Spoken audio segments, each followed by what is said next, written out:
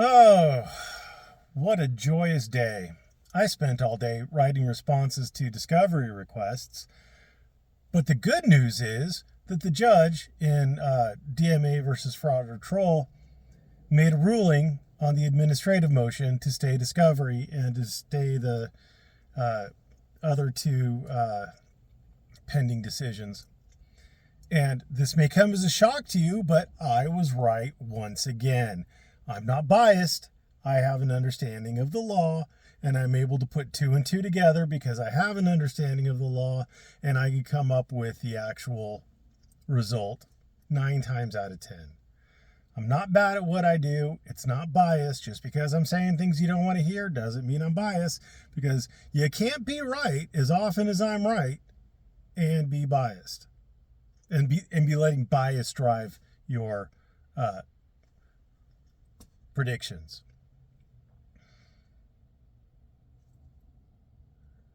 A common theme in my comments is that, what are you saying that videos don't come in? They do come in, blah, blah, blah. They don't come in at the motion stage. The judge isn't going to sit there and watch videos. If videos are attached to a motion, the judge might watch it, probably will. But there haven't been videos attached to any of these motions. Right now, we're in the pre-trial stage of Fraud or Troll's DMA versus Fraud or Troll. The court isn't looking at the evidence. The court is basing its decisions on motions based on the moving papers. There's a moving paper by the proponent of the motion. There's an opposition paper by the opponent of the motion. And there may be a reply paper by the proponent. If there's not a video attached, the court doesn't watch it.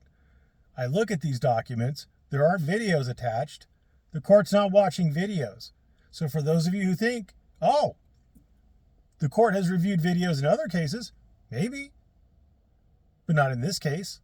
The court hasn't put any information, hasn't had any of that information put in front of it. Other people are saying, but this so-and-so case, in front of the judge and jury, there are the videos. Yes, at trial, that's where evidence comes in. Too many people think that you out all your evidence in front of the court before trial. That would kind of defeat the purpose of trial.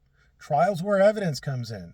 You have to have someone lay the foundation for the evidence, authenticate the evidence. Then you have to move to have the evidence admitted. And the other side can make objections if there are objections to be made. And then you can have it published to the jury. That means the jury gets to see it. It's kind of what you want to do.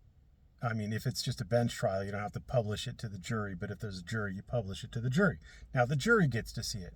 But there are steps that you have to take in order to get the evidence actually in front of the jury, or even in front of the judge. So at trial, it's a different matter. That's where evidence comes in. That's where videos get played. At motion practice, unless there's a video attached to the pleading somehow, the judge isn't going to see it.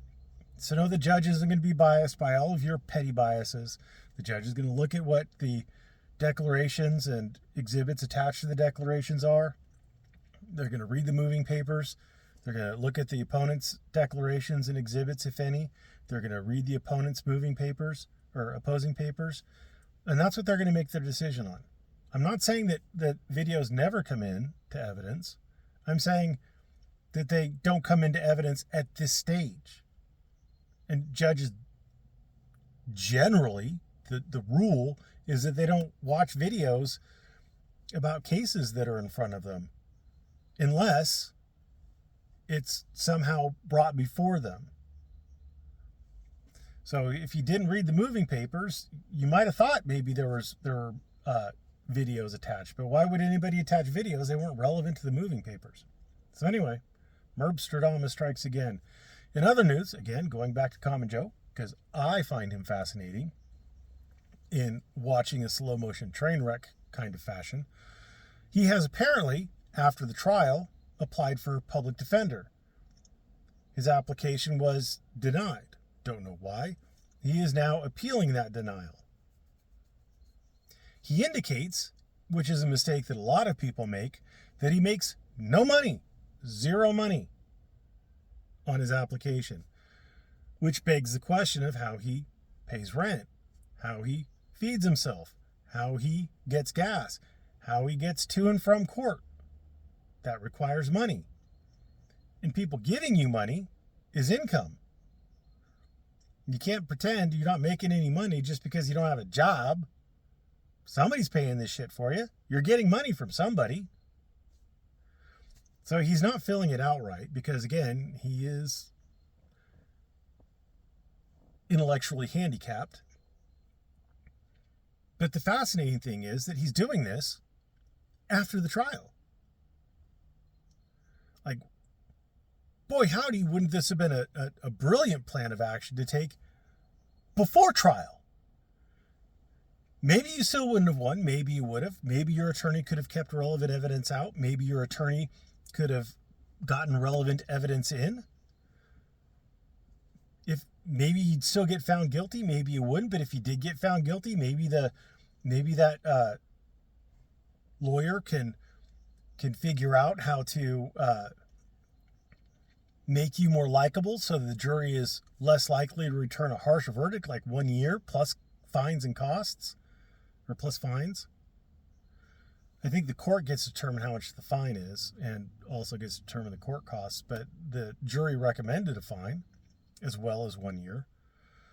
So, I mean, it would have most likely been helpful to have an attorney there. If nothing else, the attorney would have figured out how to make the proper motions. If there was standing for any of those motions that he wanted to make, an attorney would have known how to present those to the court.